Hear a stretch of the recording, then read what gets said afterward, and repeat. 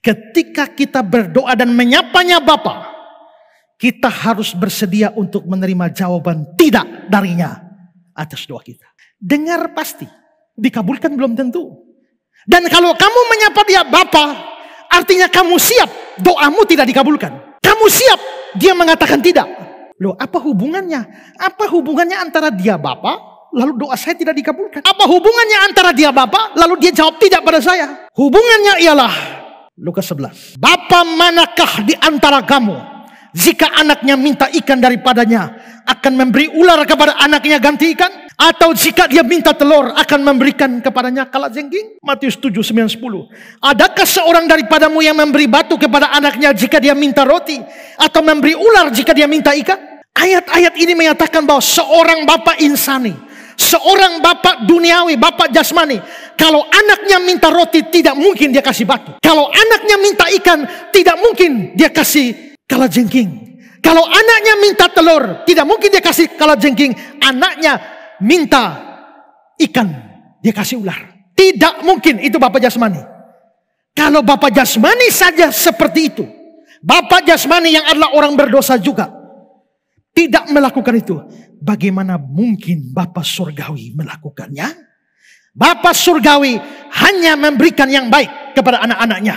Makanya dalam nats pembimbing kita tadi, Matius 7 ayat 11, dia akan memberikan yang baik kepada mereka yang meminta kepadanya. Nah, persoalannya begini. Sebagai anak, kita ini sering bodoh, sering ceroboh. Kita tidak tahu apa yang kita minta pada Bapa. Karenanya kita sering minta yang salah. Bapak kita tidak akan memberikan batu kalau anaknya minta roti. Tapi seringkali kita lihat ini batu kok mirip roti ya.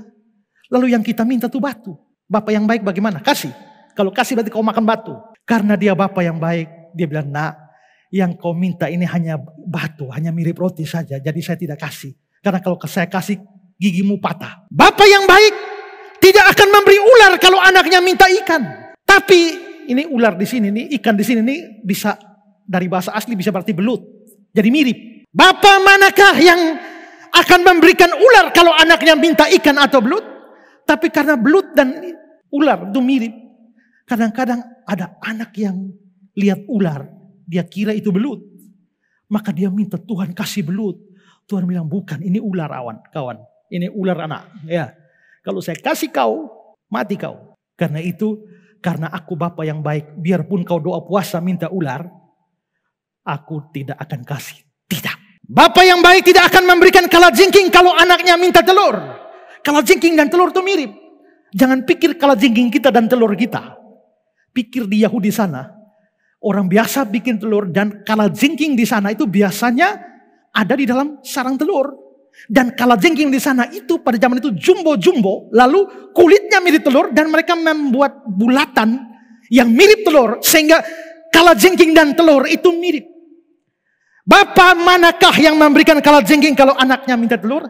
Tapi ada anak yang buta, dia lihat kalajengking, dia kira telur. Lalu dia minta Tuhan kasih telur itu. Tuhan bilang, nak, itu bukan telur, itu kalajengking. Jadi kalau kau berdoa semalam suntuk pun Tuhan tidak akan kasih. Kenapa? Karena dia Bapa.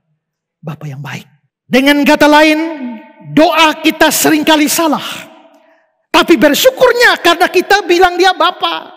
Karena sudah bilang dia Bapa, Bapa itu tidak akan kasih yang tidak baik bagi anak-anaknya.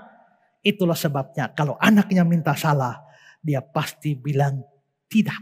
Maka waktu kau berdoa, minta, menyapa Bapa, siap-siaplah untuk mendengar kata tidak. Kalau permintaanmu tidak baik. Ada perempuan datang pada saya, Pak Pendeta. Bayangkan sudah pacaran 7 tahun. Sudah habis masuk minta. Tiba-tiba dia hilang, Pak Pendeta. Ya, bersyukurlah.